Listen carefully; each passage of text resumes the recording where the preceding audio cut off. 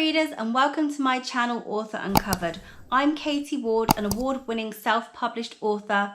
My debut novel, The Pretender, became a top 30 YA best-selling novel on Amazon, and I also contributed to the first ever Writers and Artists Guide to Self-Publishing, published by Bloomsbury Press in March 2020. In my previous videos, I've talked you through the history of self-publishing, and I've also given you 5 authors that you wouldn't have known were self-published. If you would like to see those videos, I will put them in the description box below.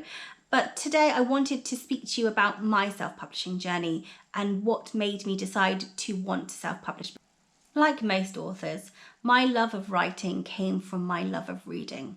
Ever since I was a very young child, I absolutely loved to read. My mum would read to me every single night before bed, and she would buy me a new book every Saturday. It was one of the most exciting times of the week when I would go into what was then Woolworths and choose what book I wanted that week. Even before I was able to actually read, I would sit there with a book pretending to read. I would kind of read the pictures even though I couldn't actually read the words. While a love of reading is a good trait in any child, it pretty much got me in trouble instantly at primary school. One of my first full days when I was around 4.5, we started our maths lesson. I've always hated maths. I hated counting even before I started primary school. So at this point, I stood up, refused to do any of my work, and went and sat behind the bookshelf quietly reading for the entire day. Now, I remember this very well because it's the day that I discovered Roald Dahl through The Enormous Crocodile. He remains my most favourite author, even now as an adult. So I have a very, very good memory of this day. However, my mother was called in to speak to the teacher. I was then referred to the hospital for hyperactivity, which is an interesting interpretation. The official diagnosis that I got was that I wasn't hyperactive, I was just naughty. Which may be true, but I'll never tell.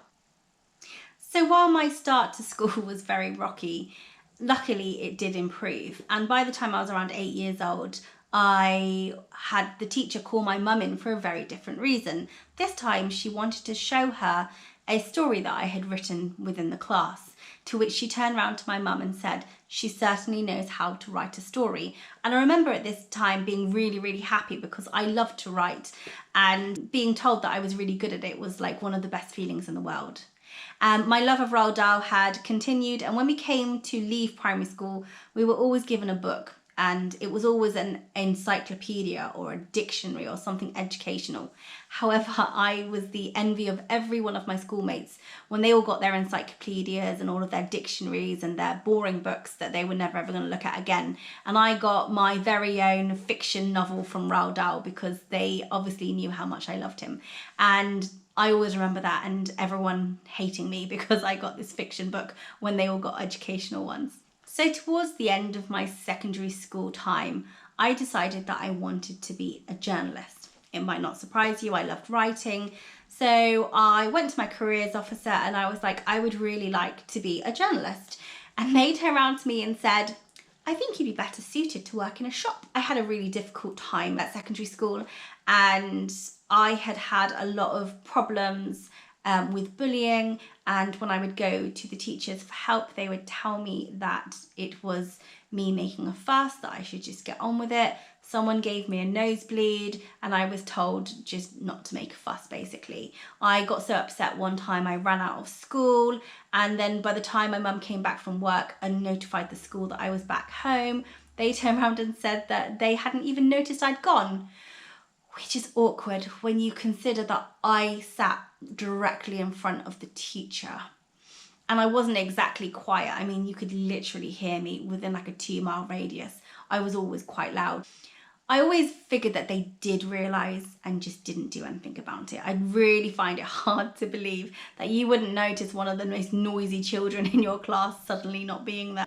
I had a lot of problems. So when it came to year 10, I had to suddenly really up my game to try and get all the GCSEs I needed to get into college. I'd been offered a college place, and I went then to my teachers to say, could you help me? And they were told, just carry on like you're doing, you'll be fine. And this also coincided with an aunt of mine that was dying. So Basically, it was a lot of stress at that time, and I basically failed my GCSEs. I didn't do very well at all, and I couldn't go and take up my college course, which was really, I was so upset. And I do remember one teacher, she wasn't even my teacher, but she came over to me and she said, "What did you get?" And then I told her it's not enough for me to get to college, and she just kind of really slyly smirked at me and went, "Oh dear, you'll just have to come back to school next year, won't you?" And this set off in me the most militant kind of reaction you could ever possibly have. I cried about it for about an hour, and then I was at my aunt's with my mum, and I asked if I could use the telephone. And I basically called the college and negotiated for 2 days to have a trial to do this course. And I was granted, I had to do another interview, but I was granted this trial period of 3 months to do the media studies course that I really wanted to do. So by the end of those 3 months, I had then obviously gone to college, and no one had said anything about this like trial period coming to an end, and I was supposed to have a formal review. And so I was kind of sheepishly on the last day going up to the kind of tutor going, "So today's the last day of my trial, and I'm just wondering if I'm coming back next term." And to my delight, they turned around and went, "You're doing so well, you don't even need a review, you're definitely coming back." So I absolutely loved that. And, you know, that gave me the really big boost of confidence that I needed to really take that opportunity. And despite my really difficult start, I worked really hard, and I got brilliant results from my media studies course. So much so that I was able to go to my first choice university, which was the Surrey Institute of Art and Design, which had one of the best journalism courses in the country. 2,400 people applied for 48 spaces, and I got in despite having terrible GCSEs. So it was absolutely the making of me. I had it all mapped out. I was going to go to university, I was going to become a journalist. I wanted to write for magazines such as Bella and Woman's Own. I really enjoyed the human interest kind of stories. I still really enjoy those to this day. And that was how it was all going to be. However, when I finished university, I then managed to get like a little temporary job in my local newspaper. And that's when things began to change for me. And I kind of started to realise I wanted to write fiction. And I think the real crux for me came when I found myself writing a story about a guy whose prized carp were killed by otters. I was sat there going, this is just not the kind of thing that I want to write.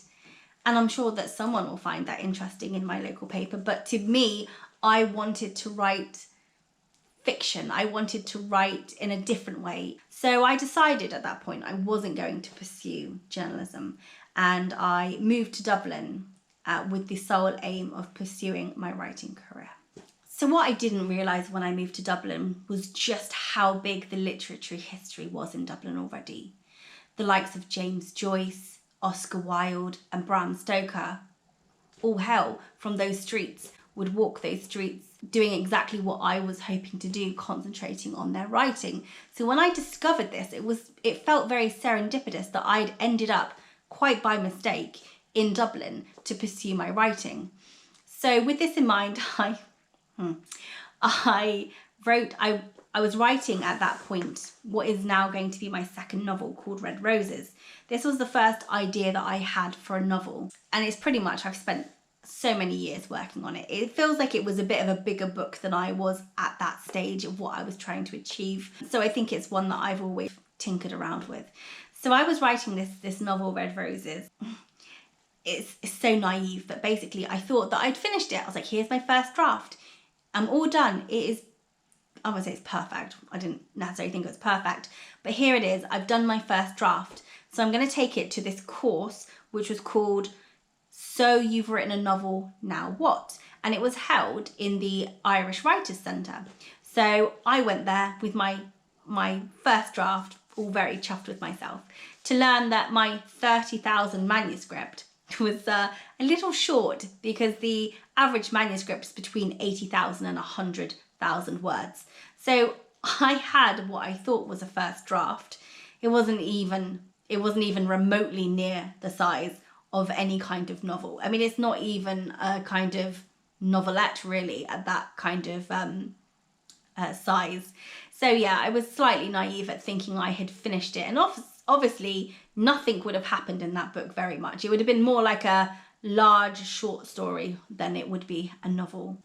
So after I finished the course at the Irish Writers' Centre, I was made aware of a competition on National Irish TV called Do the Right Thing. It was effectively the Irish equivalent of Richard and Judy, and what they would do is they'd have this series where a top Irish author, which was Patricia Scanlon, would coach would-be authors through the process. They would then send in their short stories and they would publish the best in an anthology.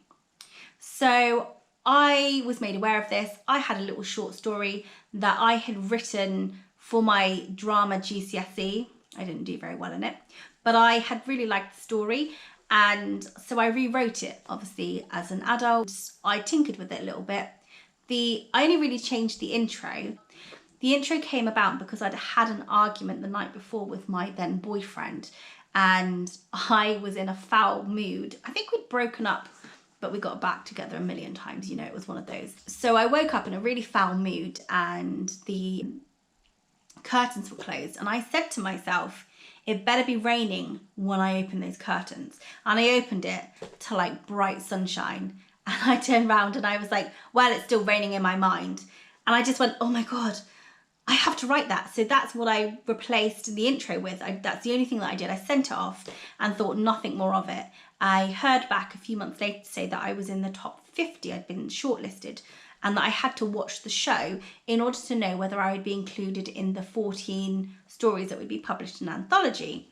So I was working in Merrill Lynch in Dublin at that point, and we had like 10 screens. And I said to my boss, look, can I go into one of the meeting rooms and watch this to find out? And he was like, yeah, absolutely no problem. The only problem was that for whatever reason on this day, every single TV that we had in that building decided it was not going to work. I even ran to the hotel across the road saying, please, can you help me? And they couldn't help me. I was running around like a headless chicken, trying really hard to watch this show. And I got back at my desk and I was like this, oh my God, because I was like, I'll never know if I was actually shortlisted. At this point, my phone rings and my friend is on the phone. She's like, I'm off work sick and I'm watching TV and they've just mentioned your name. And they said they're talking about you right now. So she puts the phone to the TV and they're talking about my entry. And they said that it was really good characterization within a short story. So I was really, really excited to find out that that's the feedback that obviously they had given, and also that I was going to be one of the 14 that was going to be published in an anthology. So I did a little book signing with the other authors and it was really, really exciting. It hit 19th in the Irish bestsellers list and it gave me such a confidence boost that, you know, I then really wanted to do more. So after Do the Right Thing, I was really bored. What's next? What am I going to do? It was all about my writing. So I decided to look for another competition and I came across one in Metro Erin, which is a newspaper in Dublin, and they had a competition that they were asking people that weren't from Dublin to submit an extract of their novel or a work and your experiences of what it was like to live in Dublin as a non-Irish person. And the mentor for this would be Man Booker Prize winner Roddy Doyle. In Dublin, in Ireland, he is an absolute legend. Every single person knows him. I didn't know him other than the commitments. And I know that when I mentioned it to my friend, she would all get like a little bit giddy about Roddy Doyle. So basically, I entered this competition with an extract of Red Roses, which is set in Dublin. When I found out that I was shortlisted to the top 20 for the Metro Erin competition, I was really, really ecstatic, especially having come so close to the Do the Right Thing competition as well. It was such a boost for me. And also, given that this was an extract of my own novel, Red Roses, that's when I began to first realise, oh my God, I can actually write, I can actually do this. So I was invited to an evening ceremony where I got to meet Roddy Doyle, and it was absolutely lovely to see someone of such a high caliber and to be able to chat to them about, you know, writing and your dreams and their kind of experiences as well. Was an absolutely priceless situation to find myself in. And Roddy is an absolutely lovely guy. I think anyone who's met him would say the same. He is quite quiet and he's quite shy, and he doesn't like the attention that comes with fame. I don't think he sees himself as being famous. You know, in Ireland, Roddy is pretty much like J.K. Rowling. Even having come back to Devon, I work with an Irish lady, and the minute she saw Roddy Doyle in my kind of blurb for my work, she was so excited. But he was fantastic, and I was really, really delighted to have had that opportunity. So later that year, I moved back from Dublin back to Devon. And throughout this time, while I was in Dublin, and through obviously when I came back to Devon, I would try and put, you know, queries out to publishers to see if they, or agents, and see whether they would be happy to represent. And it always basically came back, no, no, no, no, no, no. But I would keep trying, keep trying, keep trying. So I came across one publisher at one point, and I sent off my query, and I was surprised to get back a letter saying, yes, we will publish you. Oh my God, I was so excited about this. I was literally like, oh my God, it's finally happened. I'm gonna get published. I'm so excited. And honestly, I literally was jumping from the roof. However, what you have to be careful of is vanity publishers, because what they don't do is make it really, really clear that that's what they are. So the only way you really know is when you get the offer back, and it says, you know, in order for this, you need to pay this, you need to pay this, you need to pay this. That is the telltale sign that you are in, you know, liaison with a vanity publisher. So I was then super disappointed, because the way I always looked at it was, if you're making money from me, you don't need to make money for me. And I still stand by that today. Vanity publishing is a very expensive way of doing it. It's fine if people don't want the hassle of doing that side themselves, but it's very expensive, and it actually turns out being a lot cheaper to just do it yourself, which my experience has obviously now told me. But back then, obviously, I didn't know. And I didn't want to self-publish. I didn't want to vanity publish. I wanted it to be done properly. I wanted to go through the traditional route, and I was really quite stubborn about that. So I basically rejected that offer, and then carried on, you know, tweaking my writing and trying to get, you know, agents and publishers to want to take my work. So I think it's around 2015, I kind of had my fill of red roses. I had been looking at this for years and years and years and years, and I needed a break.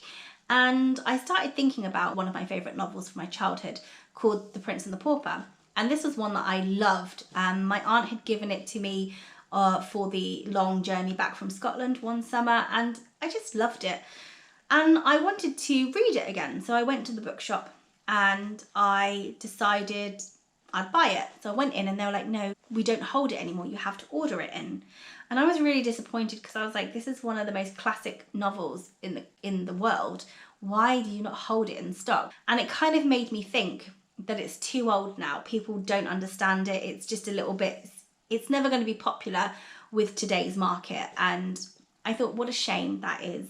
Wouldn't it be so nice if somebody was to modernize it, bring that story to a new audience who would love it, undoubtedly, if the language was a bit easier and if it was more relevant to today's, you know, society. And then I began to think to myself, I should be the one to write that story. And that is where The Pretender was born. I didn't write The Pretender to self-publish. I wrote The Pretender to go down the traditional route, to get an agent, to get a publisher. So that was the intention, and I finished this book quite quickly, in about a year and a half, and it was just sitting there, basically, me trying to get it sent out, it being rejected. And I then got to the point where I decided I am not going to bother with my writing anymore. I've had enough. I don't know what I can do to make my work interesting to agents or publishers. Clearly, I must just be terrible. So I'd had enough, and I decided I was not going to pursue my writing anymore. I happened to have a friend come round to my house maybe a year or so later, and I was going through, I was getting something from the cupboard that's just to the side of me there to show her, and I came across an old manuscript that I have of Red Roses. Now this goes back to 2011, but I have it, I think it was from the vanity publisher. They sent it obviously back to me when they gave me the offer. And so I was like, oh, did I ever tell you I'm a writer? Here, it's my manuscript from like, 2011. Have a look if you like. And so she was looking through it and she was like, why are you not doing this? Like, why would you be working and not doing this? She's like, you should really do something with your writing. It's really, really good. And I was like, I'm so done with it. I'm just not even going to go there. She was like, no, really, you should do something with it. And so I thought about it and decided maybe I'll try again and I'll go out to more publishers and to more agents. So I did. I went back out trying to find new agents and publishers, and I came back to another one that gave me an offer. Again, I was like, oh my God, this is so exciting. It was another vanity publisher. So I was like, I've had enough. I'm not going to do it. But this particular friend was like, you should do it. You should, go and publish this way. And I was like, no, I'm not going to give them that much money to publish a book. I put myself in debt just trying to, get a book out. So I, again, refused them. However, what was different about this time was that I'm also in a choir. And what happened is that I had a performance coming up and I was supposed to go to a rehearsal on a Monday, and I completely forgot about it because my normal rehearsal would be a different day of the week. So my friend messaged me to say, are you not coming to the rehearsal? So I quickly got myself together and raced to the rehearsal to kind of catch what I could of it. And on the radio, as I was driving, was an author that was talking about her new book. And I was like, oh, this is interesting. So I kept it on. And it's not a station I would normally have listened to. And she was talking that basically she had been a traditionally published author, but she had decided to self-publish, and that's how she had published this book. And I remember thinking to myself, if she tells me her name, I'm going to message her and just ask her some advice. So that's exactly what happened. I messaged her the very next day and said, do you think that I should do this? And she came back and just said, absolutely. So what then happened is she became kind of a mentor for me through this process, which made it a lot easier. And that is pretty much how I decided to self-publish The Pretender. It wasn't something that I would have chosen to do myself. It was a lot from my friend kind of really making me realize that I shouldn't squander my talent. It was kind of serendipitous from the fact that I heard the lady on the radio talking about her self-publishing experience. And also just from a feeling of I need something to change in my life. So all of these things came together and I just thought, let's go for it. I have nothing to lose.